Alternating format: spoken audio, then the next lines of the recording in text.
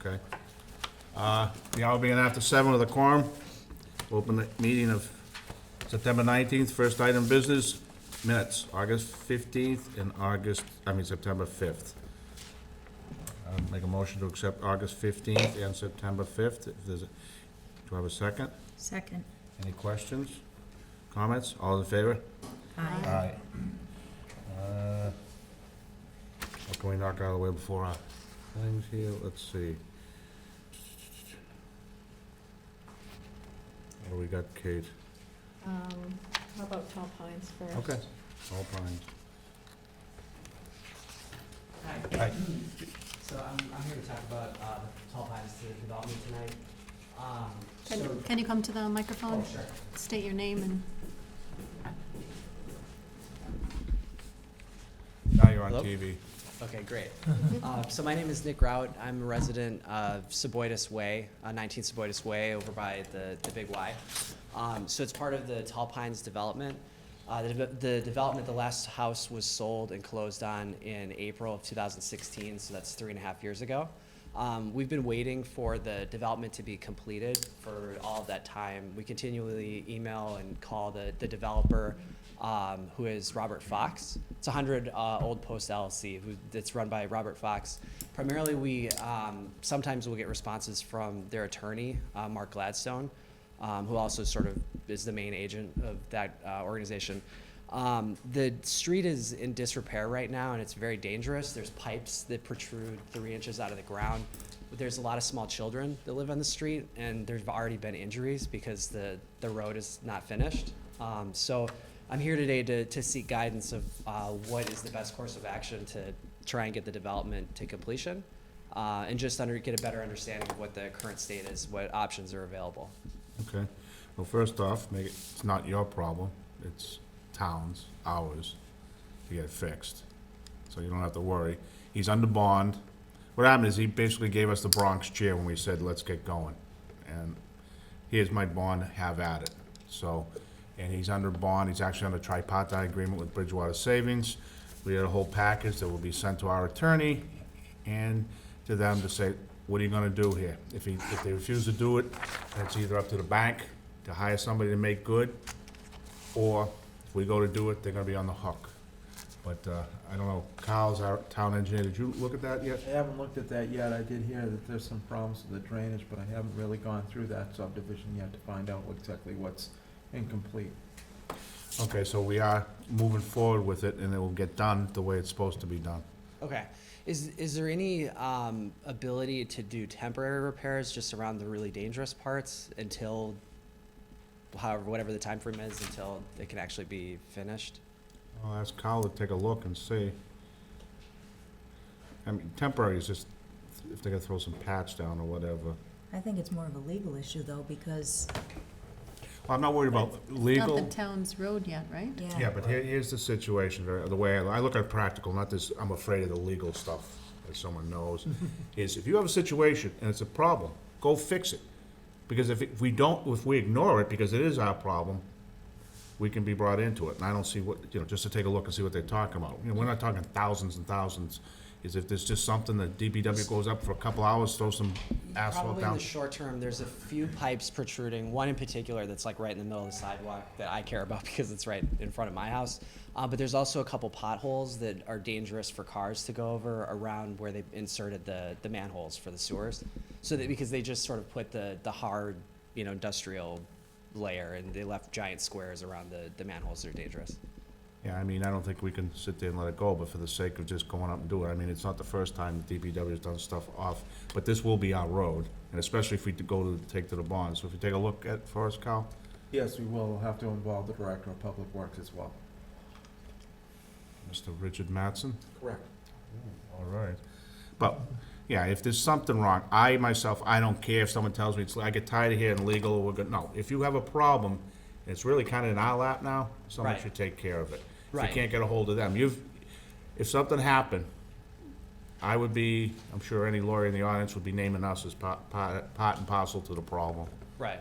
And you're not asking for us to do the road, you're just asking to fix these little emergent Right, at least things. in the short run. Right. That's our primary concern is. Oh, we just have the that- same situation, and, I know, Kyle, you might remember, like, all our retention basins are in people's property, and if they don't take care of it and it starts to flood, the town has the right to go in and do it.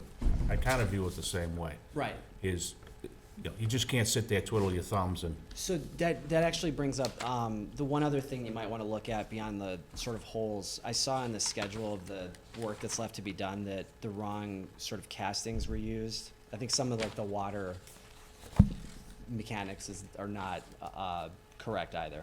So I know one of our neighbors has had problems with flooding in his basement. well, it's not from the castings. The castings is just the manhole covers. Okay. So it has nothing, it would have nothing to do with the flooding itself. Okay, so the one other question I have is just in terms of experience, I don't know if the town has done anything like this before to sort of take the bond and finish a development.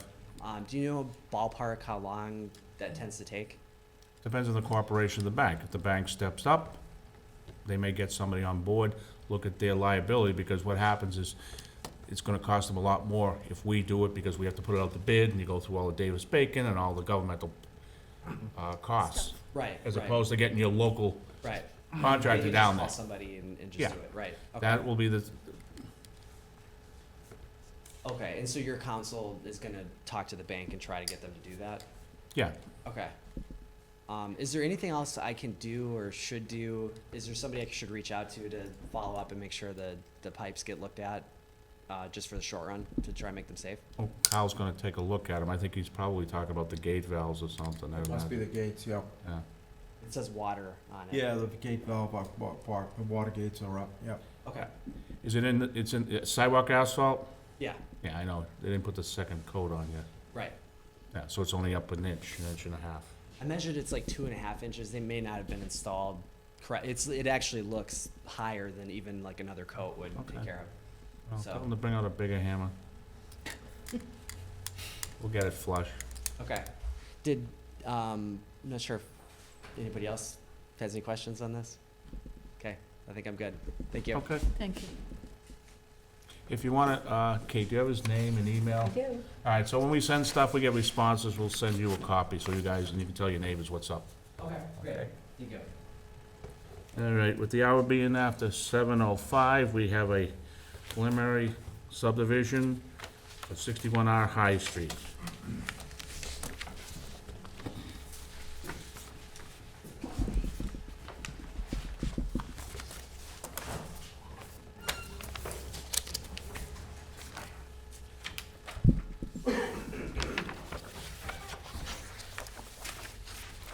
Morning, Mr. Chairman. Good morning, good afternoon, good night. Hi, Jack. I had to look and see if it was Joe Biden for a minute. My name is Tom Brady. I'm an attorney representing Leon and Deborah Lemfrey. Both say they're the owners of 61 High Street in Walpole. We're here tonight. The engineer is Mr. John Glosser. We're presenting to you a preliminary plan on a subdivision of land, 2 lots in the back of 61 High Street, owned by by my clients, the Laframbosis. These lots were created on a 1902 plan, and our access to these lots in creating the street and creating the subdivision will be in developing a paper street known as Sycamore Lane from the 1902 plan. So I know there's gonna be a lot of questions regarding a paper street, the access, what they can do, and I'm going to answer those for you after Mr. Glosser presents the subdivision, because I think that is the biggest issue with this. And I found case law and general laws in Massachusetts that are going to allow the planning board to allow my clients to develop the way known as Sycamore Way to access their 2 lots in the back. So I'm going to turn it over to John at this point.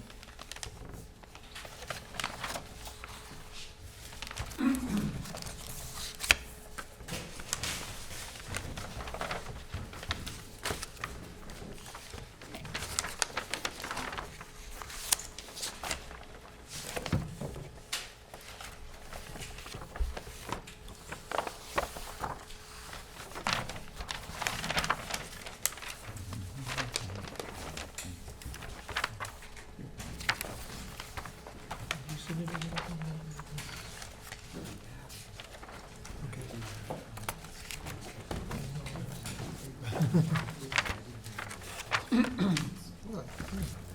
preliminary plan, yeah. They just bring it in. Good evening, John Glossett, Glossett Engineering, 46 East Street in East Walpole. And as Tom said, this is a subdivision. It's been named Sycamore Heights. I know there's a Sycamore Street already in Walpole, so obviously upon approval, this name will change to something else. But just to sort of stick with the names that were on the plan at the Registry of Deeds and actually still show up on the assessor maps and on the town's GIS. We just sticking with Sycamore Street for now. So the property is at the rear of 61 High Street. Well, first of all, let me just go with the locus map. So here's where North Street and High Street kind of split. The first left is Joel Ave, and then the next left is Kennedy Lane. And 61 High Street is this property right here, shown on this plan. It's map 17, lot 221. And then there's two properties behind it, 17-242 and 17-241. So as you're going up High Street, not far from North Street, just past Joel Ave, this is property that's on the left side. And so there's two lots to the rear. I'm just gonna switch to the existing conditions plan.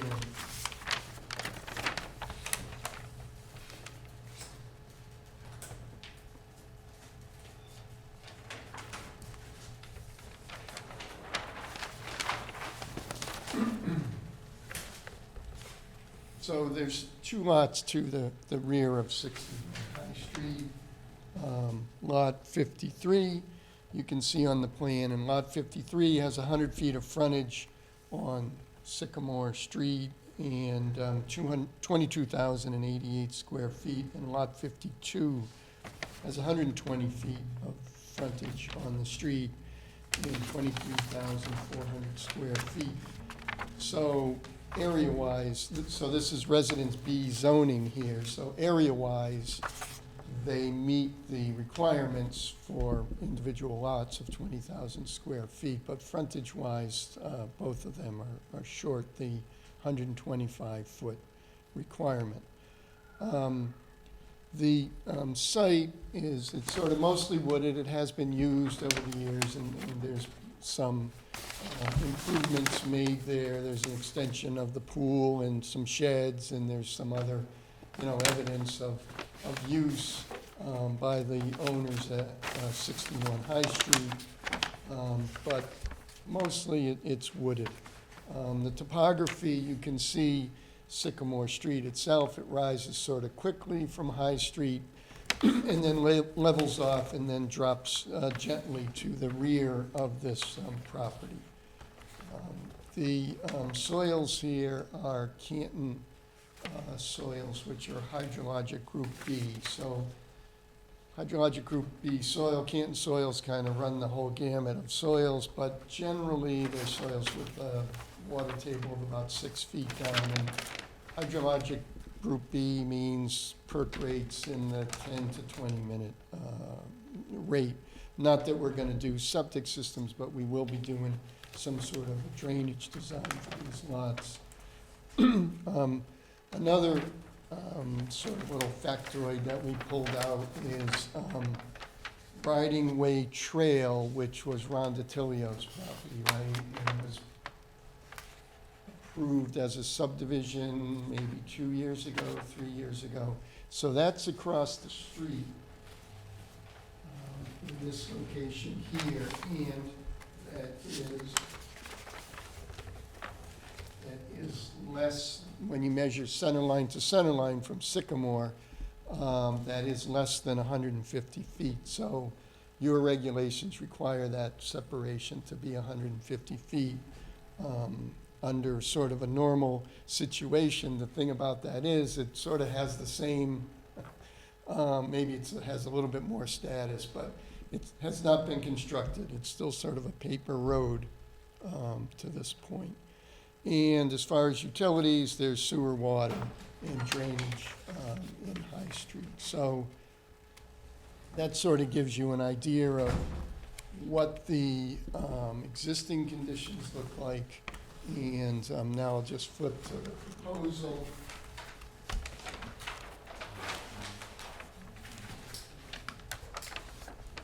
So the proposal is, first of all, to reconfigure lots so that each lot has the required frontage of 125 feet, either at Sycamore Street or 30 feet back, as is allowed or required in the zoning. One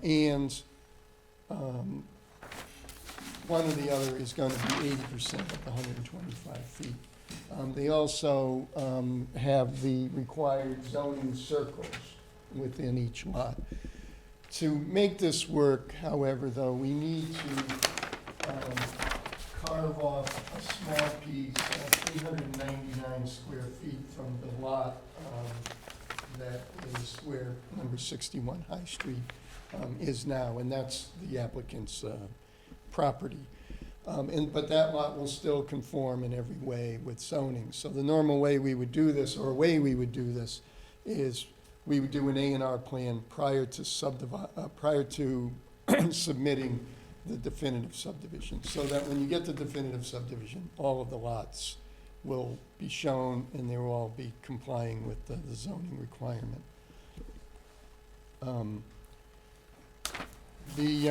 So the other thing that this shows is right now Sycamore Street simply runs from High Street to Pemberton Street. It's paper street, there's no pavement there or anything, but it simply runs from one street to the other. So we would create within the applicant's property a cul-de-sac so that this subdivision in that sense would meet your rules and regulations.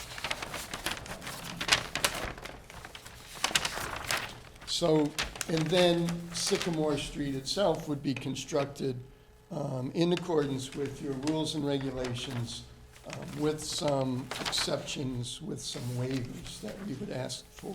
First of all, Sycamore Street is only 40 feet wide. Your current regulation is that streets layouts be 46 feet wide. The separation distance to, what is it again, riding way trail appears to be about 135 feet. We'll confirm that and give you an exact number, but right now, based on sort of superimposing that subdivision on this plan, we get it at 135 feet. When we get to High Street, the rounding on the north side of the street, there is no rounding, so we would be on the layout, right? So there's no 30-foot radius rounding of the layout on that side. So we'd be asking for a waiver for that. And on the south side, the side closer to North Street, there's an existing 20-foot rounding. So we would be asking for a waiver from the requirement of 30 feet on that side from 20 feet. The other waiver most likely would be because the roadway, the 26-foot roadway is being put in a 40-foot layout, there'd be a reduced grass plot, most likely. So, in a nutshell, that's the proposed subdivision as shown on the preliminary plan. Just to recap, there's an existing way that's been there for over 100 years. It's never been constructed from what we can see. By reconfiguring the lots slightly, we can make both lots meet the zoning requirements. And by using some of the property of the applicant, we can have a cul-de-sac that meets your current requirements of 52-foot radius. And this project would be connected to the municipal water and the municipal sewer. I failed to bring that up, but there's no need for no need for septic systems here, or wells. So I think with that, Mr. Chairman, I could answer any questions that you might have regarding the preliminary plan. Okay, Sal, you want to go first? Sure. Can you just point out the lot lines on? Existing or proposed? Proposed, and how is it impact, how this house at 61 High Street, how is that impacted? Is there a lot line that's going through their pool? There's that's existing. So Okay. let me just show you.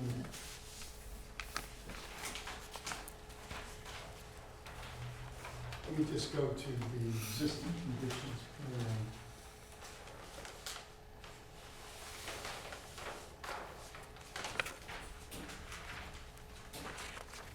So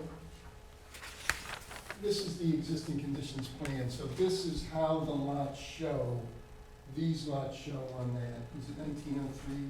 1902 plan. 1902 plan. There have been some changes to High Street, so this lot actually changed a little bit, but these lots are exactly the way they show. So this is lot 53 right here, and it goes right through this pool here.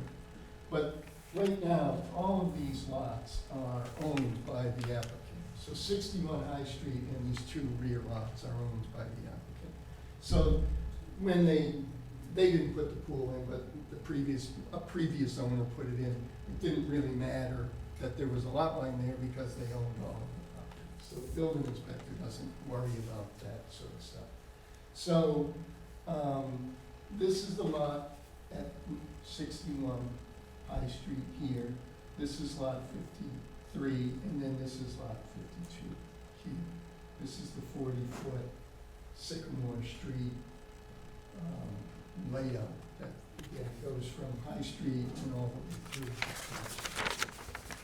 This owner actually, his house is quite a bit up here, but his frontage is on Pembroke Street. Okay, so when you do the A&R, you're planning to run the lot line through Well, the pool? yeah, well, the pool will, everything will conform to zoning, so the pool may have to go, right? So there's a little triangle right here. Okay, yeah, that's easy, Yeah, so that little piece, 399 square feet, yeah. will get conveyed to this. These two lots get completely sort of reconfigured so that they meet the current requirements. So here's what we call lot 53A. It has, we didn't have that one, but it has the required frontage on this proposed street. And then here's lot 52. So this lot's 20,000 square feet, and this lot's the 752 plus the 399. So it's just over 20,000 square feet. So Okay, the lots will meet zoning. So what I was sort of alluding to, sort of saying is, the normal way we would handle this is, we would do a little land swap here. I know they both own both pieces, but we would. okay, but in the future, it may not be the case, that the same owner would own all three lots. Well, no, right. So- it would all have to conform to zoning, right? But it's only the pool now that's an issue. Okay, So the pool. we're gonna remove the Forward. pool. Okay. Okay. All right, and so you mentioned the street width is 40 feet, which is less than required. So you imagine this street to become a public road? Well, that would be the normal course of events unless the planning board or people in charge have another idea. I don't think that the applicant has an issue with if the planning board recommends that it remain a private street. Okay. And There's a shed shown on the lot 53. What's the proposed status of that? I mean, all of these things are existing, but the shed's not necessarily high value, and I think the applicant has already said that the pool it can be removed. Okay. Okay.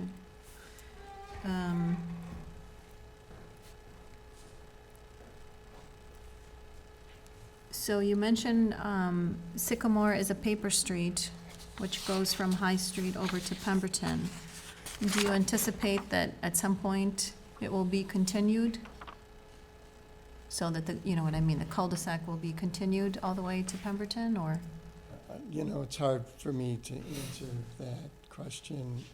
There's other owners on the other end on Pemberton Street may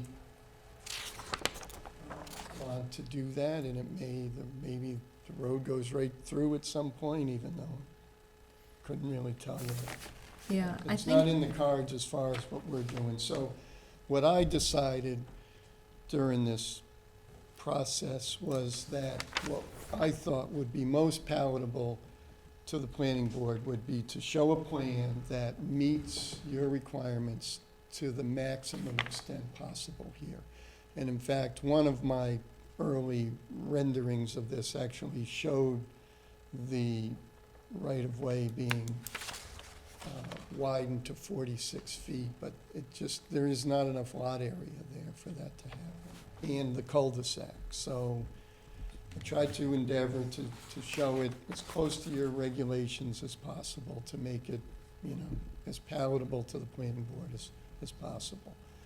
If someone has another idea, we're not against any other ideas. okay. I mean, typically, we like to see that you can do it fully within the regulations and then ask for the waivers, so just put Right. that there. This is about as close as you can get, so I don't think that I could draw a proof plan for the board that would meet, every requirement, which is often what I do, right, when we ask for waivers. Mhm. But in this case, I just don't see, physically how it's possible. Okay. And I think it would be helpful, to show more of this, like, for example, sheet 2, to show as it continues to Pemberton, so we can see, Okay. what's happening, Okay. to better assess, make sure that, that all the lots have appropriate access and you're not creating any problems. And just to go back to what I was saying, so one constraint is that, this is an abutter here, this is Janini, so this is an abutter, and then these are abutters here, so we don't have the ability to make this road 46 feet wide at that location, because the applicant doesn't own the land there to make it 46 feet wide. Okay. Okay. And then, just wanted to know, what is preventing you from doing the appropriate rounding on that Sycamore Street on the north side? Well, I think we can meet the physical requirement of the 40-foot roundings Uh-huh. of the curb, but we don't own the land. On the north side, it comes to a point, and it's been like that ever since. It's not within the town's right away? No, it's just, this is Janini's property here, Uh-huh. and it comes to a point with High Street. And for some reason, I believe, so on this side, it's land court property, and they show this as a radius. It's sort of an odd, High Street kind of flares out as it goes down to Joanne. It's kind of, I don't know if you were driven by there, kind of looks odd, Mhm. because the layout isn't sort of concentric, it's not two parallel lines. But for some reason, when they did this, the town made a rounding of 20 feet at that location. I can't tell you why, but that's how it exists. So on this side, there is no rounding, on this side, there's a 20-foot rounding. On this side, there's no problem with creating the 40-foot radius, which is what the curbing would normally be. He didn't put a dimension on there, but I think on that side, it's pretty close to 40 feet. If not exactly 40 feet. Right, so the rounding, the 30-foot rounding is actually what the town ends up owning. Yeah, 40 feet is where the curbing goes, the rounding's 40 feet, so. okay. Okay, so, I mean, I see some issues, but we'll see what the rest of the board says. You know, this is a preliminary plan, so it's Right. just kind of Right, so, getting feedback. right, so I sort of encourage the applicant to do a preliminary plan, knowing full well that there were some requirements in the rules and regulations that we weren't going to be able to meet. So that's the, sort of the purpose, hopefully, is to kind of gather some more information and see, you know, how we can move this forward. Okay. I'll have Kyle, I forgot to have Kyle go first. Kyle, you got comments on this? Yes, actually, I didn't have a request for comments, or if I did, I didn't know I had one. But we did, once I realized this is on the agenda, we did develop comments. Chairman can decide whether you want to take them at the meeting or whether you want me to give them to Kate afterwards. Oh, you can tell us now. So Mr. Glosser has done a good plan and a good description of what's going on here. We review against your requirements for plan submission, and they've got just about everything. I don't think you've shown 12-inch trees are greater, maybe there aren't any, although I doubt that. But to me, at least in my opinion, that's not a big deal, and he's identified that he's doing a 30 scale plan instead of a 40. He's identified his waivers, and we do not object to them. And really, it's a very good plan. He has a drainage layout on there, the water service is shown. We've taken a look at the lots, and they appear to conform to zoning, and we have asked that he identify that the remaining lot at 61 High Street, that we do enough work to make sure that that one conforms, but he has represented that tonight in testimony. And really, one of our bigger concerns is that, John, if you would point out where you plan to put your detention basin. Well, it's here. Right. So he's got an area identified for stormwater management, and to the southeast of that is the back of the lots on Kennedy Lane. So we've just identified that we want that drainage design to be robust, because there's really not much area, not much of a place for that basin to discharge, and the overflow options would be presumably to the back of those lots. So we want to make sure that's really sized correctly and large, so that there isn't any overflow. But all the basics seem to be there, and I'll drop off the ladder and take a look at the ladder for the next, for whatever your action would be at the next hearing. Okay, well, this is it tonight. for This is it? preliminary. Yeah, until they file the final. So I'll give you the letter tonight if you will. Okay. You all set with that, Kyle? Okay. Thank you. All right, Thank you. Kate? John, who owns, explain to me the paper street a little better. So who owns the paper street? Does the town own it? It's kind of Does- illegal. So, I'm not sure if you have the old, so this plan was created in 1902. And Mr. Abraham Genham owned all the lots, and he developed this, and he created all the streets on the plan. So this road was never developed, so it's called a paper street. So Mr. Genham, back in 1903, deeded it to a Warren Freedom, and he actually deeded these three lots, 52, 53, and 55, and with them, he deeded the right to use the streets on the plan. All right, so what does that do to these lots? So it gives the owner of the lots access.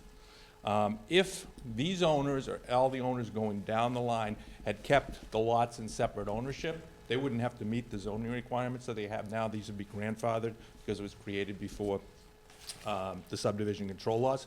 But what the law says is that these owners, since they have a right of access in the deed, which they do, can develop this road even by paving, putting utilities, everything they want under it.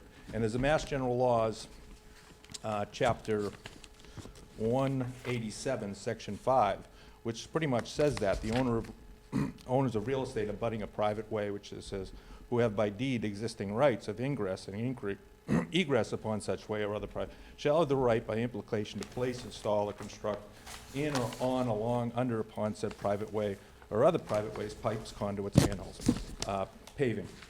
So, who owns the private way? Your initial question is, on a paper street, the owners abutting the private way own halfway to the middle, okay? So they're gonna come here, they'll be here on the definitive hearing, and they'll make that claim. But that shouldn't stop them getting the approval of the subdivision plan. If they wanna go to court afterwards to try to prove that to a judge, that's fine.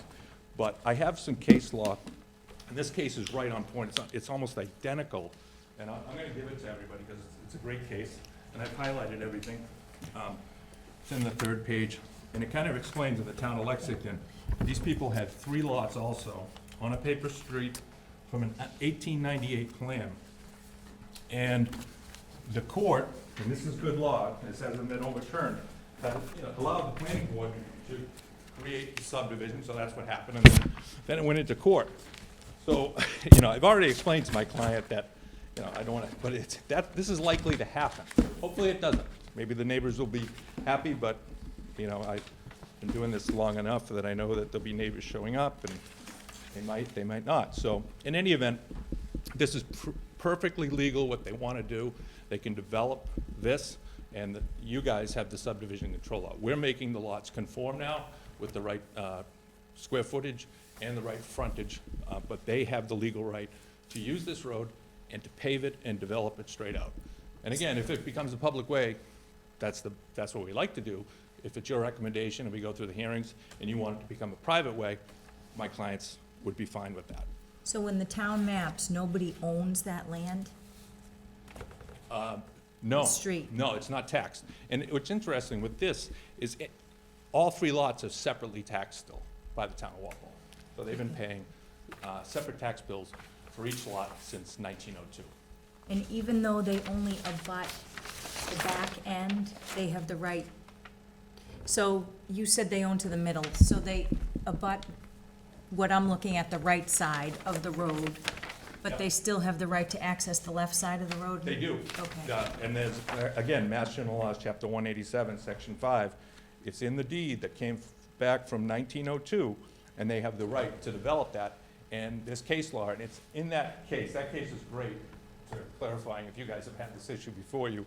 And it's in the areas that I've highlighted of the rights that an owner has in a paper street and what they can do. And again, what's really interesting in this is the town of Lexington approved 3 lots on an 1898 subdivision plan. And then this went through the court process afterwards. So other than that, my only concern, obviously there's legal issues, that's not, like you said, it's a much bigger issue, but, is, John, when you said you couldn't produce a non-wavered plan, and that worried me, because I haven't been here that long, but since I've been here, we've had issues with that. And it's been required that you show the non-wavered plan, that you can do it without the waivers. So that's a concern. When you said that, I went, because otherwise I think it makes sense, it's a clean plan. So those are my comments. Okay. John? Well, you addressed one of my comments on the pool already. What is the current condition of that strip of land, Sycamore It's Street? raw land. If you drive by, you'll see trees and forest right along. It's just wooded land? It's wooded, yeah. And it's not showing up on any of the tax bills as a separate property. Is it showing up on our list of streets? Carl, do you know?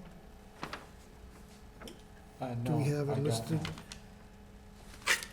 Was it ever taken by the town? No.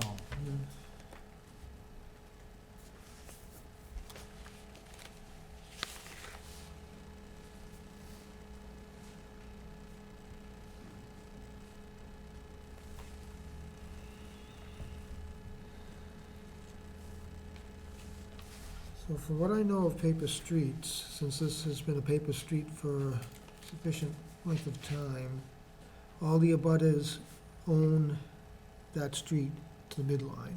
I agree. But if you read that case law that I gave you, that will give you a good explanation. I of will the certainly rights do of the that. industry.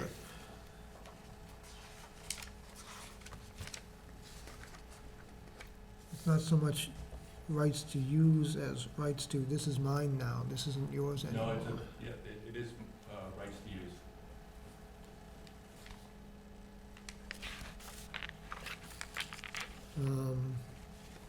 Assuming it does go forward,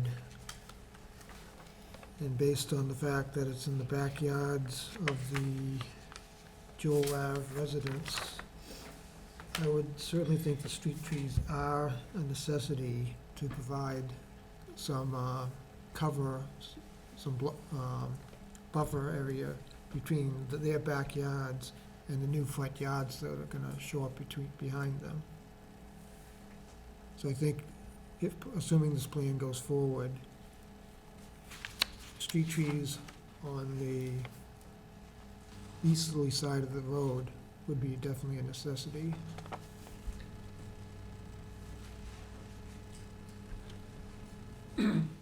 No, that's fine. You know, we were just pointing out that, you know, we have 6 feet less You have less to room, work in, yes. but if, you know, I'm sure we can work out the street trees. I don't think that that's really an issue that couldn't be worked out with the planning board and the abutters if they want to see that.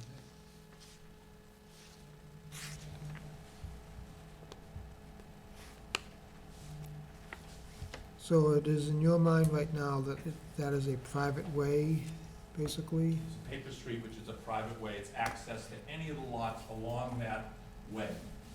Including the ones on Joel Ave. Yeah.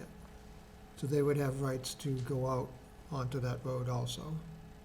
Not seeing where Joel Ave is. Where? The house, These the ones on the houses, top. Yeah, I believe that they abut it. So without reading their deed, you know, I don't think Correct. Attorney Brady can tell you, but if their deed is the same as the applicant's deed, then yes, they would have the right to access their property on that street. I don't think there'd be too much of an issue with the rounds. The 20-foot round, back in the time this lot was created, was probably the standard. And based on the fact of the location of the street, all the traffic is likely gonna go right anyways. There's not gonna be too many people turning left to go up High Street, coming from that 2-lot subdivision. They're more likely to be heading towards town, so the rounds could probably be waived. The closest of the intersections, is there anything in the works for this riding trailway that you know of, Mr. Chairman? That's Walsh's. No, they got it approved.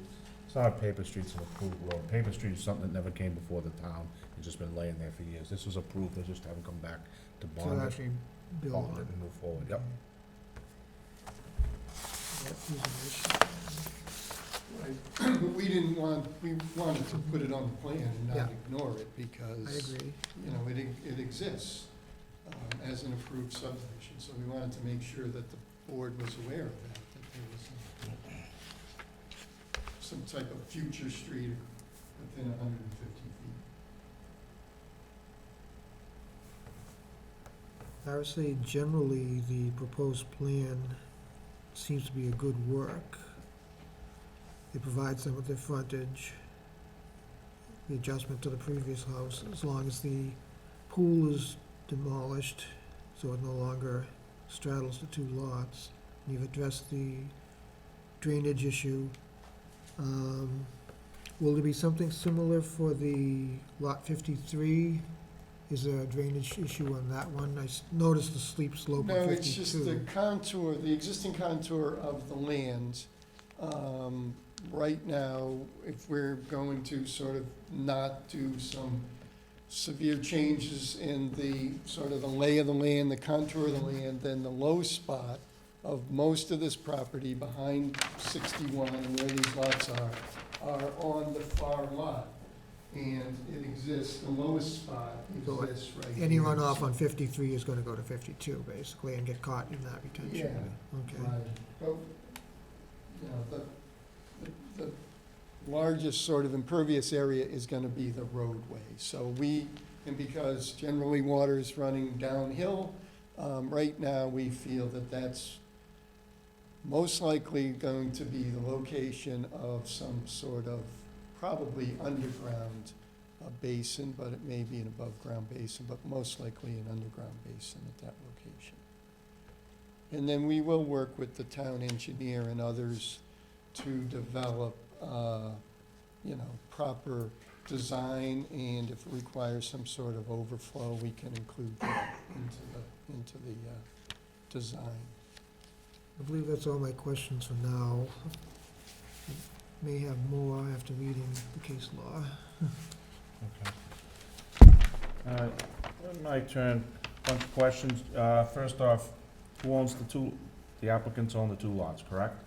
Correct. And did the people before them own it? Yes. So it was all under one, correct? So are we going to merge lots? Well, that's why we created 2 new lots. I understand, but you can't, it's a little too late. No, it's not. What do you mean? Why is it too late? We still have access to that road and pave it to the bound. I mean, they have access, whether we change those, we had to change those lots to meet because they did merge. Okay, so. You're absolutely right, Jack, on that. So this is all under one, correct? Yes. This is all under one lot? Yeah. Okay. Yeah. That's, so as far as, I believe you wouldn't be able to do it private, only because if you did it private, how do you take the rights away to the other people? I don't understand the question. How do I No, take them? private way. What he's saying is that it's most likely going to end up as a public way, because if we say private, then the people on Joel Ave who abut it Yeah, are gonna lose their rights to use it. no, they're not gonna lose their rights, they're gonna be part and parcel to it. Yeah. Very clear, I understand the law very clear, is you can develop this, you're gonna get accepted by the town, but you just can't leave it never, never land. So this has to go all to be accepted to the town. Okay, that's great, but I still think it could be private. I don't wanna just. But Tom, the problem is, you have the right in the Lexington case Yep. to improve your private way, That's right. but you have to get it accepted by the town. Because now all of a sudden, everybody, if the thing starts to crumble and stuff, who's gonna fix it? Well, in the covenants, it'll be the owners of those lots. I mean, it's gonna be a typical private way covenant where they have to Yeah, but maintain now- and take care of it. But now you see is, remember, this half is still in the hands of the person on High Street and the Joel Ave. That's where you're gonna run into a problem. No, but those people on Joel Ave will still be able to use it. But they also own to the center line of the street. Absolutely. So, but you're taking them up, you can't do that. Sure you can. You're gonna basically, I'm just saying, if you guys want a private way, you can. Because there'll be an agreement that the 2 owners of that lot in perpetuity will take care of that lot, take care of the utilities, take care of everything that underneath that section of the street. But you'd have to get the people on Joel Ave to agree, because it's their property too. Disagree. But I don't think you're gonna find case law in the state where you can make this what you want and then keep it private. That's all. again, it's not gonna be private. It's gonna be private for the No, but, maintenance of that section. no, I think it has to go the full board. Oh, we would love that if it's full board, if it's. Okay, so this was one lot, and then it's now been subdivided, okay? So now you're gonna subdivide it, fine. The issue, what you've done is, and I'm very familiar with this, I've probably got a PhD in it, I don't have a law degree, and there's a guy behind there is gonna hear what I'm gonna say, it's called overburdening, and you can't do that. Again, it's in that case, you can read all about that. This is not overburdening the easement. Did the research on it. Well, I'll read up, but you can't change a lot that everybody has the rights to and make access. That's all. No, we'll be there, Tom. But the other thing, but aside from that, I keep hearing, well, we can't do this, we can't do that, we can't do this. We'll put money that we could do this, you could make this without waivers? You could, couldn't you? Oh, I'm not an engineer. Do it without waivers? You could present a plan without waivers. You in agreement? There's nothing physically stopping you. There's no laws stopping you. You could come in to us tomorrow with a plan that didn't need waivers, other than maybe the offset on the Walters there. You agree? How could he do that, though? How? It's called money. Yeah, no, I- Well, that's exactly where I'm going. You're asking the board to give you a waiver so they can construct a 40-foot road, and they got all these waivers without, so we suffer, once again,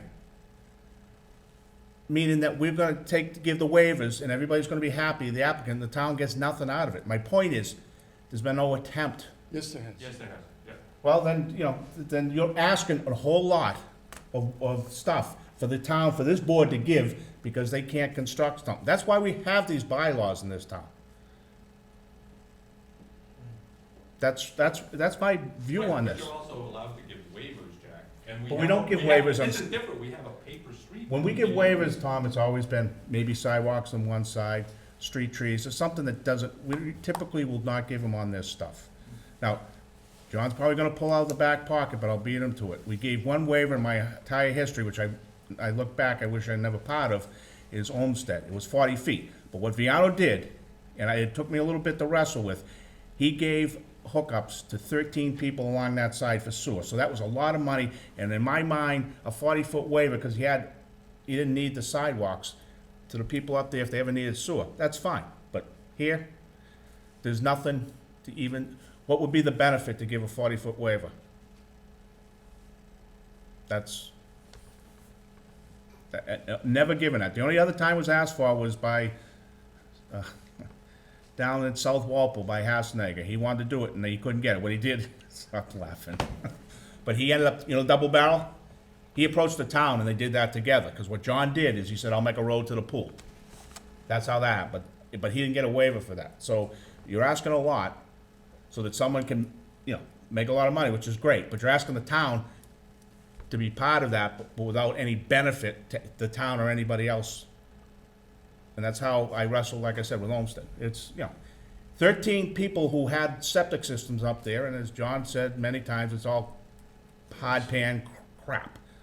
So when you weigh 13 sewers, and that cost him a pretty penny. I know it was a big subdivision, but he offered that, so you had to think that. That's the only time I've ever done it. But here, if you start doing this, everybody's gonna wanna do it. I know you don't set precedents with boards, you gotta go with what you got. But my point right now is, I will read the overburdening, but the waivers, if it's here when I'm here, I'm not gonna go for it, because this doesn't make it. If you had some inane I don't wanna say inane reason, but some physical reason, like, there was a oop-de-doo outcropping that, like the little dog down on Plimpton Street, you might, but there's no, other than the fact that you don't own it, and it can physically happen if people are willing to sell. That's where I'm coming from. Okay. So, Brief comment, Mr. Yeah. Chairman. This morning, the easterly abutter, rather the westerly abutter, Simeons came in. They had a copy of the land court plan for their property, which notes many monuments along that edge. They just asked that those be recovered, flagged, and respected during the construction process if you do get that far, so that the boundary is respected. okay. So, your plan looks good. Waivers, not so good. Yeah, okay, understood. That's why we're here. That's I why understand. That's why we're here. Okay, I'll make a motion to, what's the motion, Kate? How do we word it usually for these? It's either tentative. Tentatively approval or Tentative approval. Yeah, I'll make a motion tentative approval. Do I have a second? Second. All's in favor? Aye. aye. Opposed? Aye. Okay. Great. Doesn't matter if we didn't give it to you, it doesn't matter. Yeah, yeah. All we do is take your money. Thank you, Mr. Chairman. Jack opposed, yeah. Hmm? You're the only opposed, right? What? You were the only opposed? Yep.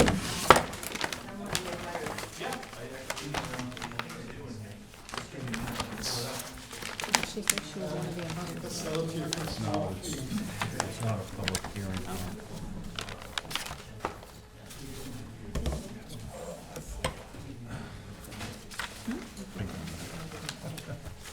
Okay. Yeah, I'll be in after, except, what, hold on? There's another one.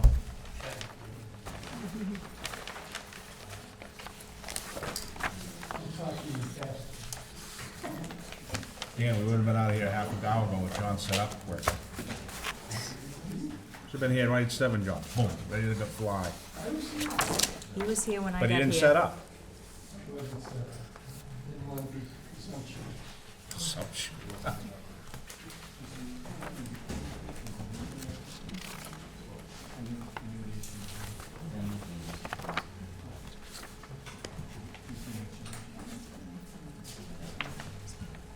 They're doing purpose. What do they need?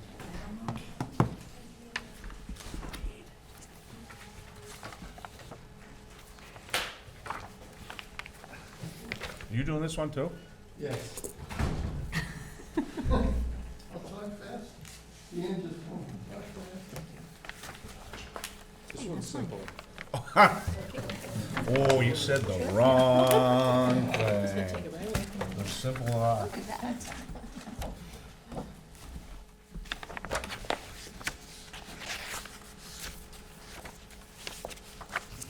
John, if you're ready, Yeah, I'm gonna, oh, let him go for it, okay. Oh, okay, I didn't know if we were introduced yet. Yep, go ahead, this is I'm sorry, the preliminary hearing, subdivision for John Marini, I should know that name, off on Marion Street. Okay, Attorney Christopher Alphin from Blattman, Bobrowski, and Haverty. We have a subdivision of 2 lots. The major goal tonight is to get the board's blessing that this is a subdivision of land under Chapter 41, 81L. I'll turn it over to the star of the night so he can describe the property and our proposal and the existing conditions.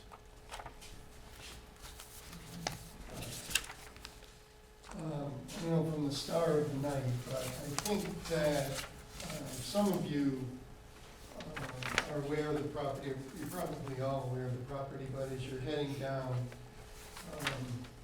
Route 1A towards Norfolk and Rentham, this property is on the right side of the highway,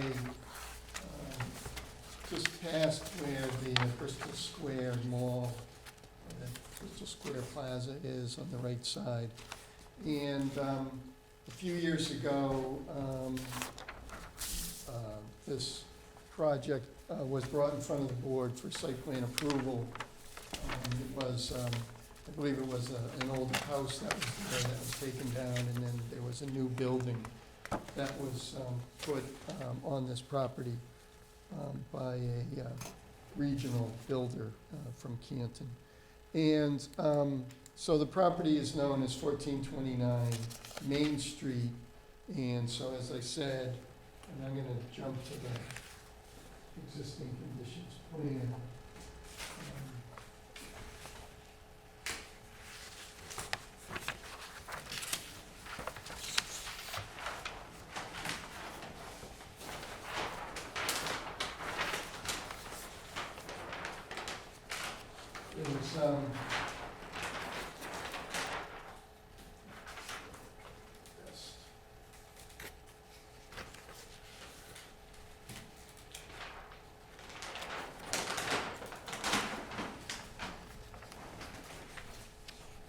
There's, there's a existing building, so this is southbound here, 1A. Existing building built 4 or 5 years ago here, parking in the front, and then this lot extends all the way back past Marion Ave, Marion Street, here, I should have been legal for ease of identification. The first 125 feet here is business zone, and then behind it is residential zone. It currently exists as one lot of land, and the lot is approximately 46,750 square feet, about 15,500 in the front here is in the business zone, and the rest, a little bit more than 30,000 in the residence B zone. And as I said, it abuts Marion Street here, and I did see the note from the town engineer, so this little strip here, that exists, we're not proposing that, that exists, shown on the plan at the Registry of Deeds, but essentially, the applicant owns that strip, so there's no issue with accessing this property from Marion Street. Again, a business here, there's a residential component to that building on the upper floors, as is allowed by the town zoning. And so obviously, in the front here, this is very level, and then as you can see, this land sort of jumps up to a little bit of a terrace, or maybe even an esker, or the remains of an esker right here. The soils here are Hinkley soils, so they're hydrologic group A. That means that we would find deep water tables generally, and rapid percolation. The reason that is important is because there is no sewer in Marion Street, and any proposed building back here, residential building, would be put on the septic system. There is an existing sewer and water in Main Street, and there's an existing water line in Marion Street that ends at a hydrant right here. So the proposal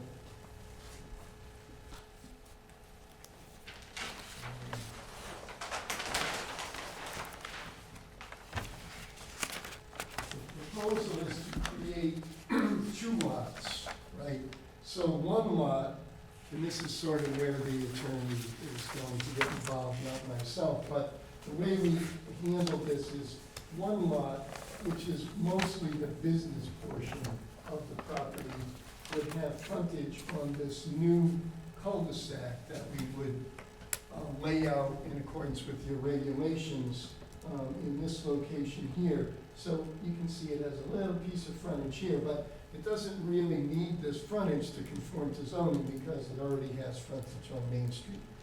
But the reason I did that was to try to avoid this notion, and I've only heard about it, so I'm not an attorney, as we all know, but I constantly hear about this thing. There's no such thing as a one-lot subdivision. So had I simply A&R'd this lot off, then putting this cul-de-sac in, it's a one-lot subdivision. So I don't want to bring that in front of the board and have the board say, John, get lost, that's a one-lot subdivision. So this was my idea. Put a little piece of frontage here. We already have a conforming lot here, so now we have a conforming lot for area and frontage, mostly in the business zone. Creating a second lot here, lot 2, just over 20,000 square feet. This is residence B, so we need 125 feet of frontage, 20,000 square feet of lot area, and we have all of that for this lot. So what we would really do would be just sort of bringing this cul-de-sac in for the purpose of creating compliance with the planning board rules and regulations. There is a proof plan here that shows that we could build the whole full cul-de-sac there. The 44-foot radius cul-de-sac, and meet all the requirements, but the applicant has asked me to just simply show a hammerhead. I tried to explain to him that if the fire department's okay with that, then it's okay. If they're not, then we'll be back to the cul-de-sac. So here's our residential lot, here's our zoning circle. We would have one single-family house here. We would connect it to the water system by simply bringing a water line in from the end of the existing water line. And it would be on-site sewer. So there really isn't any problems here with sewer. I've done a number of these repairs on Marion Street. In fact, I did this house right here. So, it's generally sands and gravels, 2-minute-inch curves, so there wouldn't be any issue with, getting a permit from the Board of Health for that. And, I think, that's, so the other point is, we're not doing anything to that, physically to that lot, to that building, to that parking. It's just gonna stay the same as it, so, the way it is. So, with that, Mr. Chairman, I conclude my presentation and answer any questions that the board might have. Thank you. And I think, Mr. Chairman, it'd be good for us to get some feedback just strictly on the subdivision of the land before we talk about the actual plan itself, if that makes sense to you.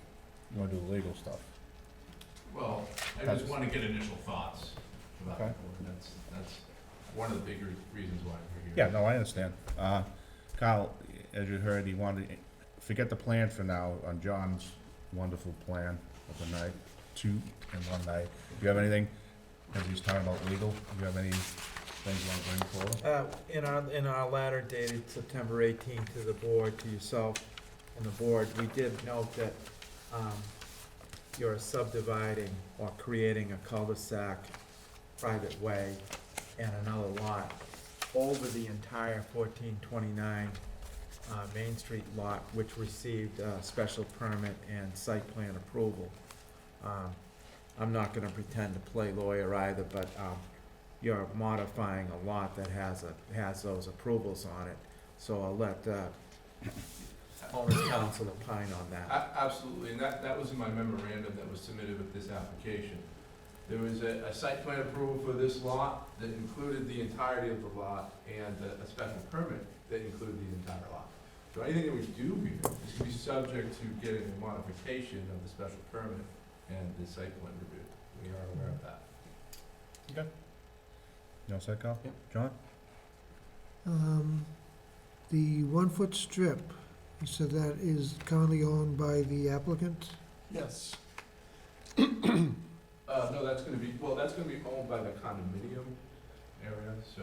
No, No, the, no, no. the 1-foot strip So at the there's end of this- the road. Chris, at the end of Marion Street, there's a 1-foot Oh, strip. right. But both of those properties, the large property and that 1-foot strip are owned by the applicant. It was, just as you saw it, it was one of the first things I saw when he came to me, and I made sure that I double-checked that at the Registry of Deeds as far as who owns that and why it was there. I can't tell you why it was there. It seemed that at some point, somebody was gonna either sell that or buy that or do something with that, but right now it's owned. So the owners specifically purchased that 1-foot strip as well as the whole Correct. property? Was that strip also owned by the previous owner of the property? Or was it then owned by someone from part of the other lands abutting the Marion Way? Chairman, I could shed some light on that, if you'd like. I was gonna ask if he did it, but you did the original, right? I was involved in this before Mr. Marini purchased it, so that 1-foot strip was obviously to prevent the road from being extended to this piece of land, so the prior owner, who was my client, tracked down the person, the family, who owned that 1-foot strip and acquired it, and I think he conveyed all of that onto Mr. Marini. Thank you, Dan. Anytime. It looks like the proposal shows widening of the cul-de-sac to meet your 46-foot opening, huh? So that's nice. Assuming the fire department's okay with it, the hammerhead seems reasonable. It's less surface area filled up. Is there a plan for what looks like gonna be a lot of rundown? I didn't hear you. Well, it looks like all the land slopes down to the existing building. What precautions have you taken for the runoff? Well, I think the existing building, that's all taken care of by runoff that's underneath that by. Right, for it basi- itself, but Well, now that you're building the impervious surface behind there, you have the house, you're taking out some of the woods and soil that so would. when we get to that point, I'm sure there's gonna be regrading and there'll be some sort of, design to make sure that the building there and that the other lots, the existing homes, are not inundated by any water from this site. Okay, You all set? Kate? I think I'm okay. I'm Okay. still mulling it all over. Oh, you're okay with this? Okay. Yeah. Sarah? Yeah, so this is a preliminary plan, single-family residential subdivision. One of the lots is large part in the business district. In the business district, we do not allow single-family residences. No, I understand, and I talked this over with my draftsman, Okay, and I decided to leave it as saying it's single family, because we're really not doing anything to the business lot other than subdividing it, and then, as the attorney said, that will be subject to a second bite of the apple by this board. So I didn't want to confuse what the nature of this subdivision is. It's really a subdivision that's going to create the opportunity to build one single-family house. It's not going to create the opportunity to build a business building, or some other business-related, project. So he originally did, as you said, he put on the title box, single-family residential / business subdivision. And when I looked at it, I said, to me, that was misleading, because it made it sound like, I didn't want to confuse the board, it made it sound like we were gonna build some sort of business here, and that's not the intention at all. If Yeah. you'd like me to change it for the definitive, I can, but well, it's not that, I mean, as you've said, we can't have a, one lot subdivision. So that's what I've if, heard. if the other lot is not allowed as a single family, I don't know, I think I would like to see town council weigh in, or maybe Jack can fill in those shoes, but I don't know how you can have a single family subdivision in a business district. I think Well, no, that's a wonderful idea to have town council chime in on this. We, in fact, would like that opportunity. Yeah, I'm not sure the Just town so we wants to can pay have for everybody. your legal advice, but, but I would be concerned about that, so maybe you can prove to us that you can do it. Sure.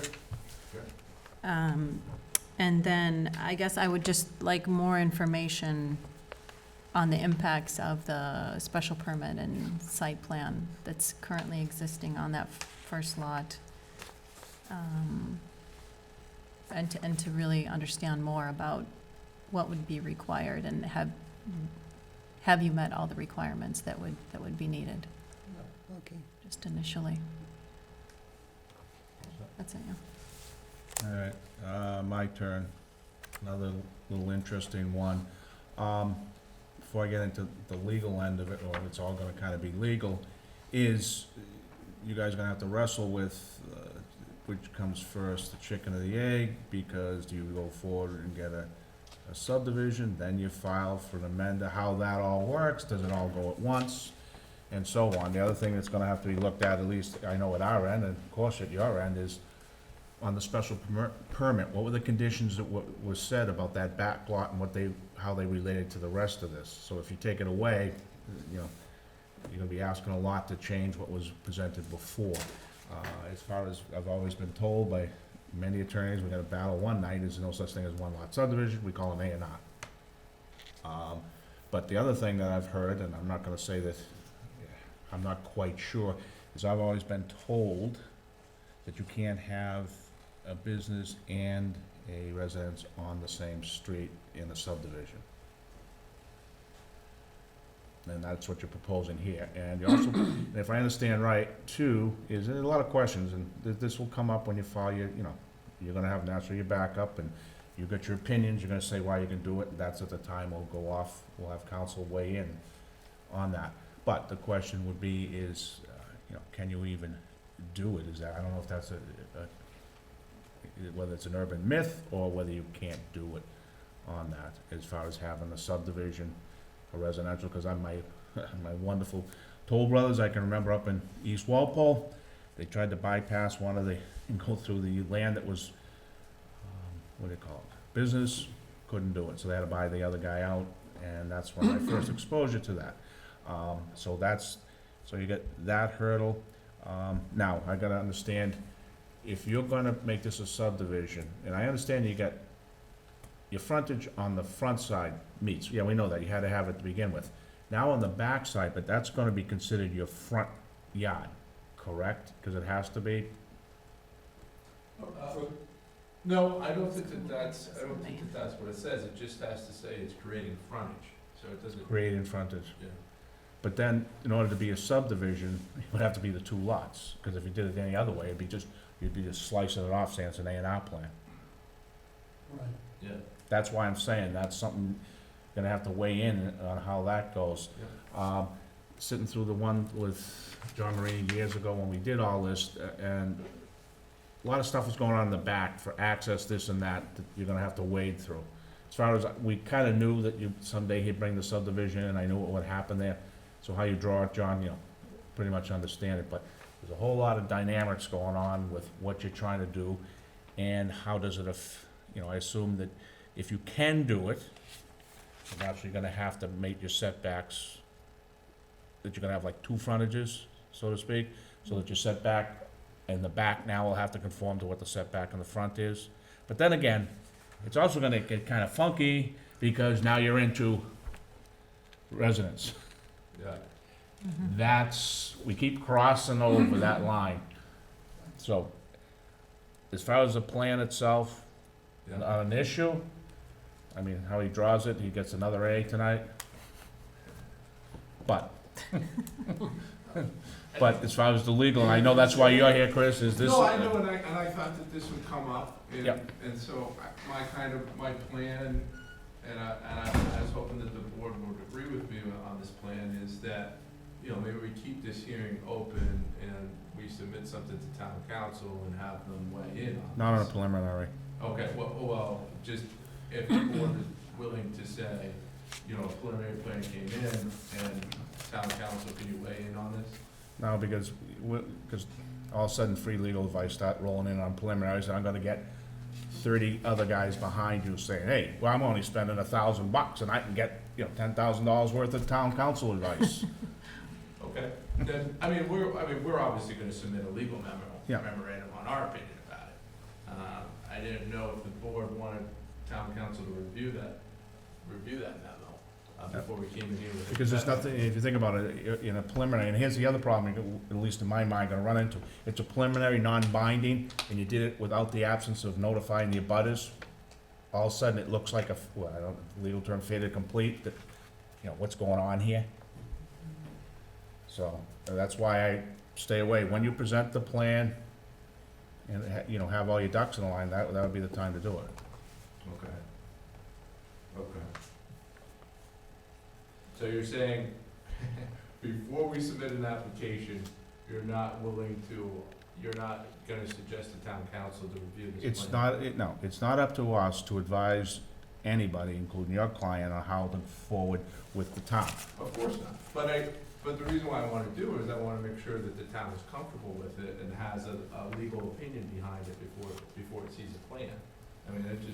Yeah, but once again, we're doing free legal ahead, and you're going outside the process. Okay, then we'll do it when we submit a definitive plan. I guess the other question is, would the board be interested in entertaining a modification to the site plan review? Because you'll be part of that discussion. But you also have a special permit, which is gonna be, that's even a bigger issue. Okay. And what's gonna happen is on the special permit, whatever develops on that will spin whatever the modification of site plan.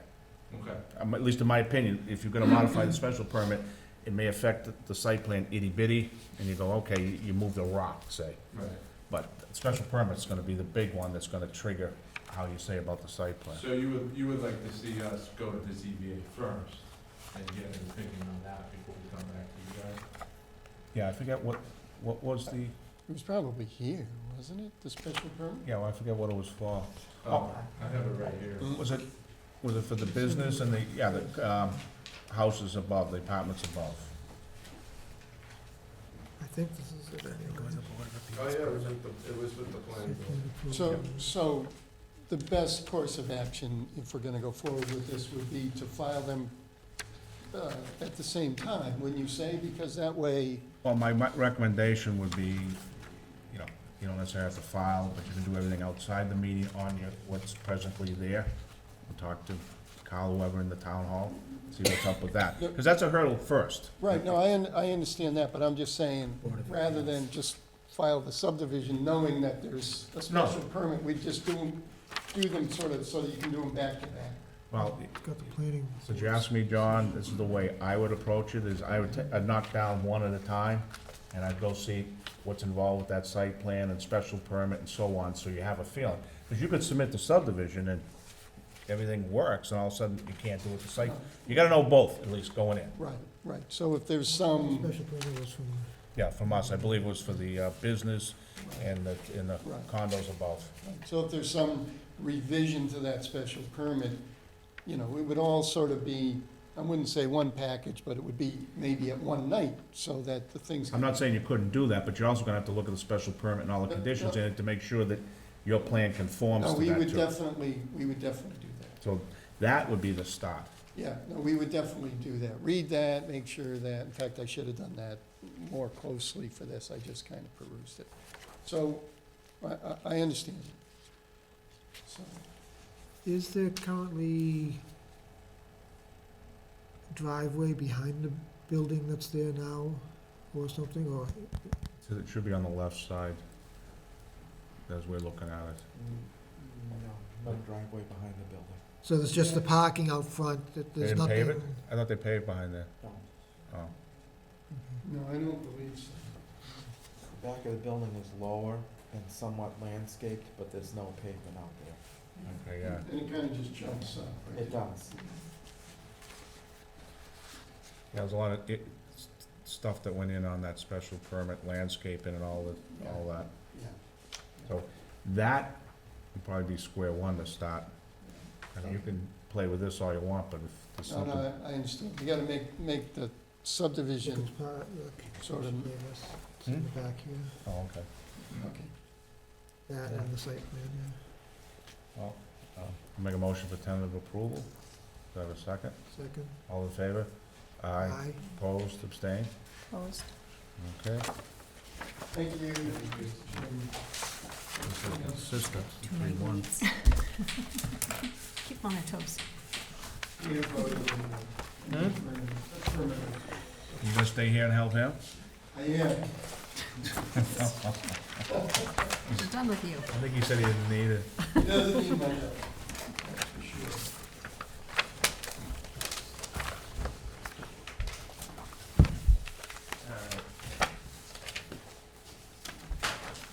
I need the folder.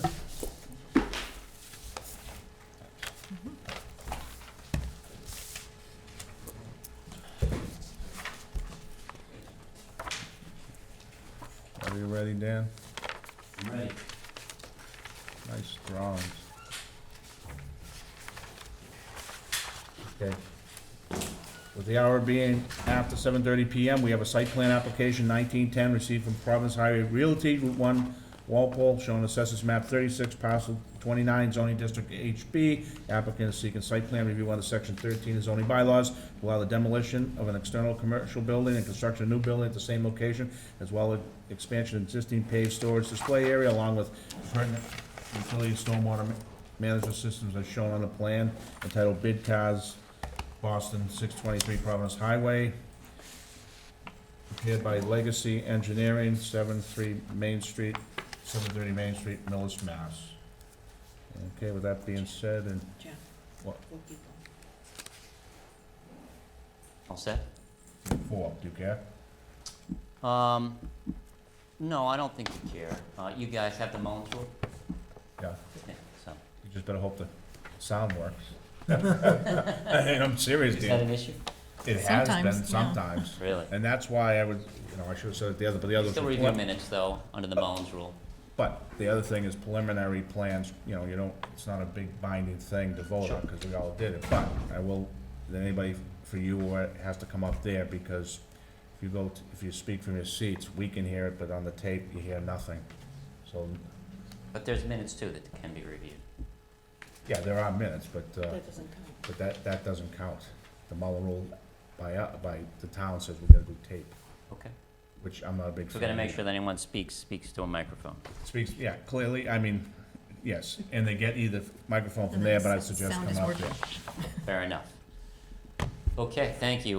Dan Merrick, Legacy Engineering here on behalf of the applicant. We've filed an application for site plan approval for 623 Boston Providence Highway. This property has been before the board recently.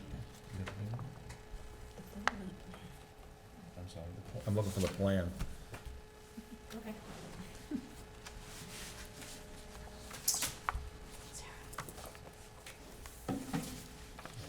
Okay, sorry.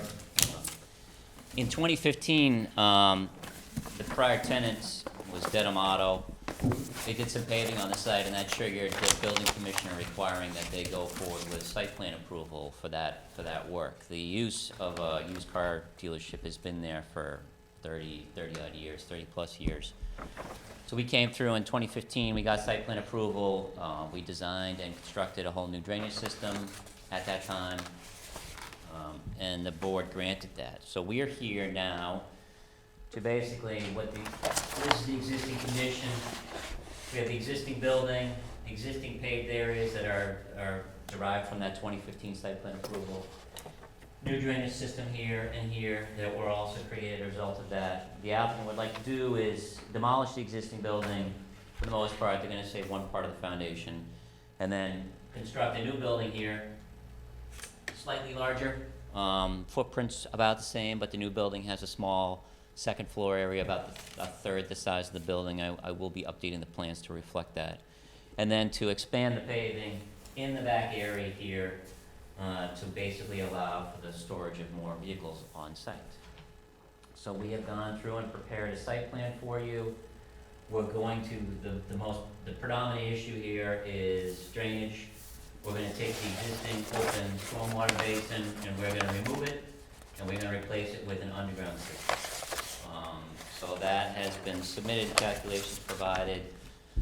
Your engineer has reviewed it. He made one primary suggestion on the design of the drainage system, was that the catch basin structures be converted to a proprietary separator device, which we're willing to do. So we will revise the plans to reflect that. The other thing of interest is the property's on septic in the back, so we're putting a new septic system in for the new building. That plan's been submitted to the Board of Health for their review and approval. The third thing that's of note is we do have a residential abutter in the back. The residential zoning line here is a little odd. It comes along the residential properties in the back, but when it reaches the commercial property to our right, it comes down and goes through the middle of the commercial building. So the back half of this commercial site is actually residentially zoned. So the 40-foot buffer extends along the back for the benefit of these existing residential homes, but it also extends along the side for the benefit of the commercial building, which is kind of pointless, but it is there nonetheless. So there's an existing small berm in there now that we built in 2015. With some evergreen trees in there. We are working directly with the neighbor behind us who's here tonight, where he would like us to install a larger berm back there with a double row of evergreen trees, and we're kind of working through, we've shown something on the plan, but we're working through with him directly exactly how he would like that to be. And then when we get that ironed out, which should happen in the next week or so, hopefully, we'll update the plans to reflect what he's asking us to do. But basically, we have an area back here that is wooded predominantly with deciduous trees. There's a couple of evergreen trees back there, but we're looking to do something like what we did at the Russian School of Math, which was the KFC when we created it, which is to create that nice double row of fast-growing, giant green arborvitaes that we have there. There's also, if you look behind S&E Auto, it's the same kind of a setup. It's a double row of these, nice dense evergreen trees. That's what we're going for here, to try to provide an excellent screen for the neighbor behind us. So we have also submitted applications to the Zoning Board of Appeals. The use is a special permit, which it never obtained because it predated the requirement, so it's pre-existing non-conforming. Since we're expanding and changing the use, we're in front of the zoning board for a special permit for that. They'll contend with the issue of how many cars we want to store at the site, unless this board wants to weigh in on that. I know that in 2015, you didn't want to get involved in that. You wanted to leave that to the zoning board decision. So that's the way we've approached it here as well. We also submitted a land disturbance permit application to the Conservation Commission, and they have closed and approved the project. Okay, I'll interrupt you right there, Dan. It's not necessarily your problem, it's an internal problem in the town with cars. And when it's come before us, then you go to ZBA, then you go to selectmen. And nobody has the same amount. Well, we're going for, It does, it's, nobody talks to anybody.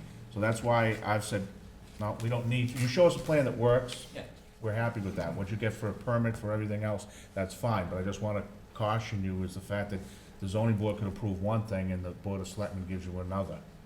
correct. It's a two-step process. Once we secure the approvals through the two boards, and they grant site plan approvals and special permits, then the applicant has to go to the selectmen for the. I understand, but I've seen it where the selectmen are giving them more than what they have for the. Well, they couldn't, if the zoning board says, you can have 209 cars, which is what we're asking them for, the selectmen can give them more, but they can't have more because the zoning permit is binding on the property. Yeah, I'm not disagreeing to tell you what happens. Of course, the other thing that happened is the guy paid for more things. Yeah, no. I mean, I'm just telling you how this can be an issue, and as far as, we don't necessarily need to look at the count for that. Right. So, Okay. So that's it. It's not a very complicated proposal. We have commercial properties to our left and to our right, and back here, this is a commercial property.